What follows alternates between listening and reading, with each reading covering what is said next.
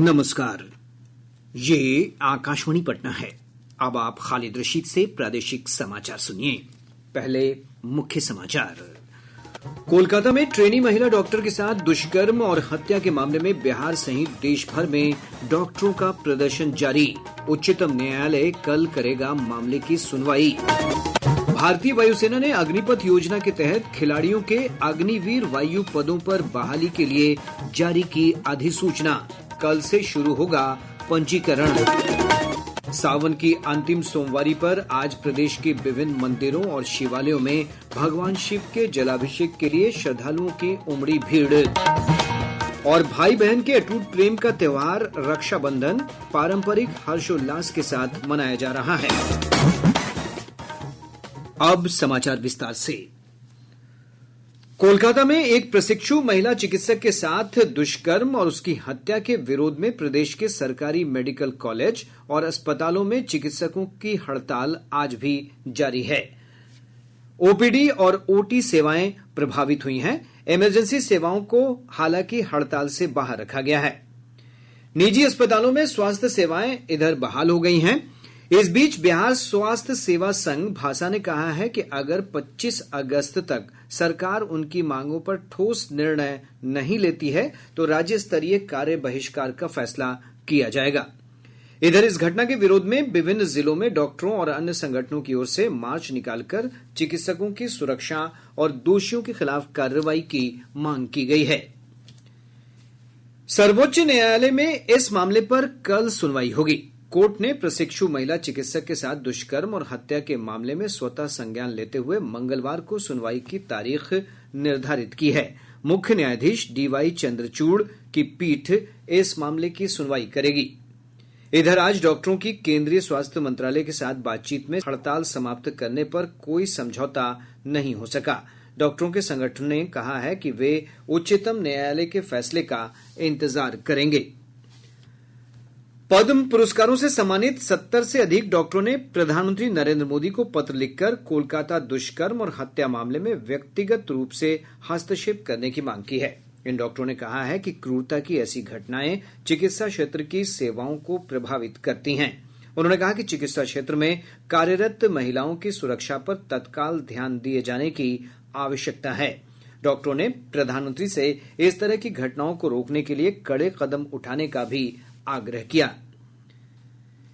केंद्रीय खाद्य प्रसंस्करण उद्योग मंत्री चिराग पासवान ने कहा है कि उनका मंत्रालय युवाओं और ग्रामीण महिलाओं को विभिन्न विशेष योजनाओं से जोड़कर उद्यमिता को बढ़ावा देने के लिए प्रतिबद्ध है। आकाशवाणी समाचार से विशेष बातचीत में श्री पासवान ने कहा कि खाद्य प्रसंस्करण उद्योग विदेशों में राज्य के उत्पादों को विशेष पहचान दिला सकते हैं। प्रधानमंत्री किसान संपदा योजना है पीएलआई स्कीम्स के माध्यम से, और साथ ही में माइक्रो एंटरप्राइजेस के लिए पीएमएफएमई स्कीम के माध्यम से भी हम उसको जोड़ते हैं, जहां पे एसएचजी की महिलाएं हों या गांव देहात में रह रहे कोई यंग ब्रेन्स हों जो कि फूड प्रोसेसिंग इंडस्ट्री के साथ जुड़ना चाहते हैं, उनको भी मदद मुहैया कराकर हम लोग इस मिनिस्ट्री के माध्यम से अपनी स्कीम्स के माध्यम से उनको जोड़कर एंटरप्रेन्योर बनाने का हम लोग प्रयास करते हैं। तो मैं मानता हूं कि एक ऐसा मंत्रालय है जो विदेशों में भारत के ब्रांड्स को प्रमुखता से स्थापित करने की सोच के साथ साथ गांव में रह रहे यंग ब्रेन्स को, भले वो लड़के हों लड़की हों, उनको एंटरप्रेन्योर बनाने की सोच को भी हमारा मंत्रालय बढ़ावा देता है। भारतीय वायुसेना ने अग्निपथ योजना के तहत अविवाहित खिलाड़ियों की भर्ती के लिए ऑनलाइन आवेदन आमंत्रित किए हैं। इच्छुक अभ्यर्थी इसके लिए वायुसेना की आधिकारिक वेबसाइट पर कल से 29 अगस्त तक पंजीकरण करा सकते हैं। बहाली की प्रक्रिया 18 से 20 सितंबर तक आयोजित की जाएगी। प्रदेश के 534 अंचलों के 45,000 से अधिक गांवों में कल से भूमि का विशेष सर्वेक्षण का कार्य शुरू हो रहा है। राजस्व और भूमि सुधार विभाग ने इसकी तैयारी पूरी कर ली है। भूमि सर्वे का उद्देश्य जमीन के सही मालिक का निर्धारण कर भूमि विवादों को समाप्त करना है। सर्वे के लिए रैयत को जमीन की रसीद, रजिस्ट्री की कॉपी, जमीन का नक्शा और शपथ पत्र देना होगा। भूमि सर्वे के लिए आवेदन ऑनलाइन भी दिया जा सकता है। सुपौल के भीमनगर में बिहार विशेष सशस्त्र पुलिस के जवानों ने प्रशिक्षण के दौरान खराब भोजन दिए जाने के विरोध में आज धरना प्रदर्शन किया।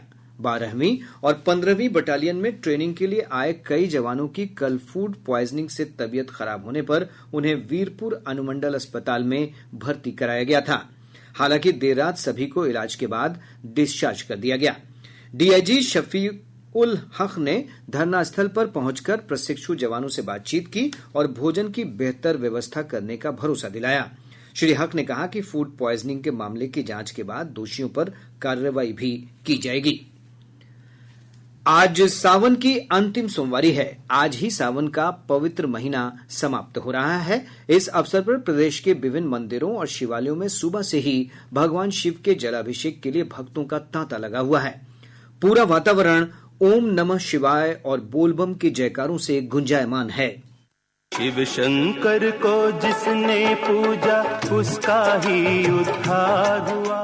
शिव शंकर। हमारे संवाददाताओं ने बताया है कि मुजफ्फरपुर के बाबा गरीबनाथ, सोनपुर के हरिहरनाथ, पूर्वी चंपारण के अरेराज मंदिर, पटना के बैकटपुर धाम, रोहतास के गुप्ता धाम, बक्सर के ब्रह्मपुर स्थित बाबा ब्रह्मेश्वर नाथ मंदिर, जहानाबाद के वाणावर, लखीसराय के अशोक धाम, दरभंगा के कुशेश्वर स्थान, मधेपुरा के सिंहेश्वर स्थान और सुपौल के तिलेश्वर स्थान समेत प्रदेश के विभिन्न मंदिरों और शिवालयों में श्रद्धालुओं की भारी भीड़ देखी जा रही है।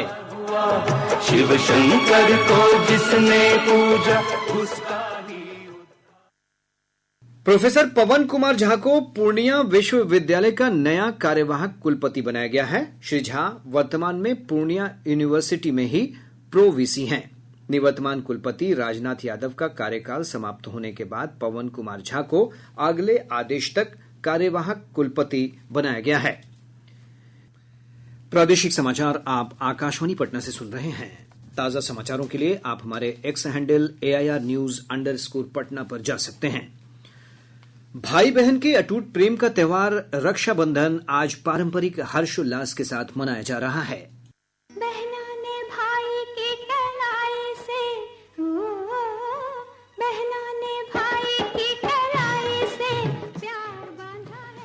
रक्षाबंधन पर बहनें अपने भाइयों की कलाई पर राखी बांधती हैं और उनके अच्छे स्वास्थ्य तथा खुशहाली की कामना करती हैं। वहीं भाई अपनी बहनों की सुरक्षा और उन्हें सहयोग का संकल्प लेते हैं। राष्ट्रपति द्रौपदी मुर्मू ने रक्षाबंधन के अवसर पर देशवासियों को शुभकामनाएं दी हैं। उन्होंने अपने संदेश में कहा है कि यह त्योहार भाइयों और बहनों के बीच अनूठे संबंध का उत्सव है जो प्यार और आपसी विश्वास की भावनाओं को मजबूत करता है। प्रधानमंत्री नरेंद्र मोदी ने एक सोशल मीडिया पोस्ट में कहा है कि यह पवित्र त्योहार रिश्तों में मिठास और लोगों के जीवन में सुख, समृद्धि और सौभाग्य लाएगा। राज्यपाल राजेंद्र विश्वनाथ आर्लेकर और मुख्यमंत्री नीतीश कुमार ने प्रदेशवासियों को रक्षाबंधन की बधाई और शुभकामनाएं दी हैं।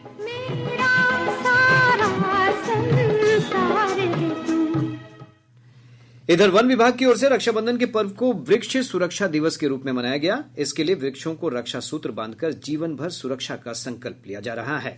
मुख्यमंत्री नीतीश कुमार ने पटना के राजधानी वाटिका में पेड़ों को राखी बांधी और पौधारोपण किया। उल्लेखनीय है कि 13 अगस्त 2012 को रक्षाबंधन के अवसर पर मुख्यमंत्री ने बिहार वृक्ष सुरक्षा दिवस का शुभारंभ किया था। इसका उद्देश्य पर्यावरण के प्रति लोगों को जागरूक करना और अधिक से अधिक पौधारोपण करना है। राज्य से होकर गुजरने वाली विभिन्न नदियों के जलस्तर में उतार चढ़ाव का सिलसिला जारी है। केंद्रीय जल आयोग से प्राप्त सूचना के अनुसार गंगा नदी का जलस्तर पटना के गांधी घाट में खतरे के निशान से 10 सेंटीमीटर ऊपर दर्ज किया गया है। भागलपुर जिले के कहलगांव में गंगा नदी का जलस्तर खतरे के निशान से 83 सेंटीमीटर ऊपर था। नदी के जलस्तर में कल सुबह 8 बजे तक 14 सेंटीमीटर की कमी होने की संभावना है। खगड़िया में बूढ़ी गंडक नदी का जलस्तर खतरे के निशान से 73 सेंटीमीटर ऊपर रिकॉर्ड किया गया। वहीं खगड़िया के बलतारा में कोसी नदी का जलस्तर खतरे के निशान से 122 सेंटीमीटर ऊपर दर्ज किया गया। इसके जलस्तर में कल सुबह तक 12 सेंटीमीटर की कमी की संभावना है। मुजफ्फरपुर जिले के बेनीबाद में बागमती नदी का जलस्तर खतरे के निशान से 102 सेंटीमीटर ऊपर था। इधर कटिहार जिले के कुर्सेला में कोसी नदी का जलस्तर खतरे के निशान से 93 सेंटीमीटर ऊपर रिकॉर्ड किया गया। बाढ़ प्रभावित मधेपुरा जिले में कई गांव पानी से घिरे हुए हैं। हमारे संवाददाता ने बताया है कि प्रभावित इलाकों में राहत अभियान चलाया जा रहा है। एक रिपोर्ट। जिले के आलमनगर और चौसा प्रखंड में फिलहाल बाढ़ की स्थिति सामान्य बनी हुई है। चौसा में लगातार 2 दिनों से पानी घट रहा है, तो वहीं आलमनगर में स्थिति अभी सामान्य है। हालांकि निचले इलाके में अभी भी पानी भरा हुआ है, इसलिए आवागमन सामान्य नहीं हुआ है। बाढ़ प्रभावित चौसा और आलमनगर प्रखंड क्षेत्र के स्कूलों को बंद करने के लिए प्रखंड शिक्षा पदाधिकारी ने जिला शिक्षा पदाधिकारी को पत्र भेजा है। उधर किशनगंज के अनुमंडल पदाधिकारी SZ हसन ने बताया कि 2 दिनों से पानी घट रहा है। प्रशासनिक टीम प्रभावित क्षेत्रों में राहत अभियान चला रही है। आकाशवाणी समाचार के लिए मधेपुरा से मनीष वत्स। इधर खगड़िया में बाढ़ प्रभावित क्षेत्रों में आवागमन के लिए प्रशासन की ओर से नावों की व्यवस्था की गई है। खगड़िया जिला के परबत्ता, गोगरी और सदर प्रखंड के करीब 1 दर्जन पंचायत गंगा और गंडक में आई बाढ़ से प्रभावित हैं। कई गांव और टोले पानी से घिरे हैं। जिला प्रशासन की ओर से पानी से घिरे गांव के लोगों के आवागमन हेतु 51 नावें चलाई जा रही है। पिछले 2 दिनों से नदियों के जलस्तर में कमी आने से स्थिति में सुधार हो रहा है। अधिकारी और बाढ़ नियंत्रण विभाग के अभियंता स्थिति पर नजर रख रहे हैं। बाढ़ प्रभावित इलाकों में राहत और बचाव को लेकर अधिकारी चौकस हैं। आकाशवाणी समाचार के लिए खगड़िया से प्रभात सुमन। प्रदेश के विभिन्न भागों में मानसून एक बार फिर सक्रिय हो गया है। पिछले 24 घंटों के दौरान नालंदा जिले के कुछ स्थानों में भारी बारिश दर्ज की गई है। मौसम विभाग से प्राप्त जानकारी के अनुसार बिहारशरीफ में सबसे अधिक 71.6 मिलीमीटर वर्षा दर्ज की गई। वहीं नवादा के वारिसलीगंज में 58.2, औरंगाबाद के मदनपुर में 50.2 और शेखपुरा में 50.5 मिलीमीटर बारिश रिकॉर्ड की गई। मौसम विज्ञान केंद्र पटना के अनुसार अगले 24 घंटों के दौरान राज्य के दक्षिण पूर्व और पश्चिमी भागों में कई स्थानों पर बारिश हो सकती है। मौसम पूर्वानुमान के अनुसार 24 घंटों के दौरान प्रदेश में हल्की से मध्यम स्तर की वर्षा होने की संभावना है। 24 घंटों के दौरान राज्य के पश्चिमी भाग और दक्षिण पूर्वी भाग में मेघ गर्जन की भी संभावना है। भारी वर्षा का पूर्वानुमान कैमूर, रोहतास, पश्चिम चंपारण, पूर्वी चंपारण और गोपालगंज जिलों की है। अगले 72 घंटों के दौरान तापमान में कोई विशेष परिवर्तन होने की संभावना नहीं है। अररिया जिले के सिमराहा थाना क्षेत्र में पुलिस ने छापेमारी कर 2000 बोतल से अधिक प्रतिबंधित दवा बरामद की है। खगड़िया जिला की मोरकाही थाना पुलिस ने सहूरी दियारा में संचालित अवैध मिनीगन फैक्ट्री में छापेमारी कर 3 अपराधियों को गिरफ्तार कर लिया। औरंगाबाद पुलिस ने अंतर जिला वाहन चोर गिरोह के 2 सदस्यों को चोरी के सामान के साथ गिरफ्तार किया है। रोहतास जिले के चूटिया थाना क्षेत्र के पीपल चौक के पास 2 वाहनों की टक्कर में एक व्यक्ति की मौत हो गई। पश्चिम चंपारण में वन विभाग की टीम ने धनहा और मैनाटाड़ में छापेमारी कर 7 अवैध आरा मशीनों को जब्त कर लिया। और अब अंत में मुख्य समाचार एक बार फिर।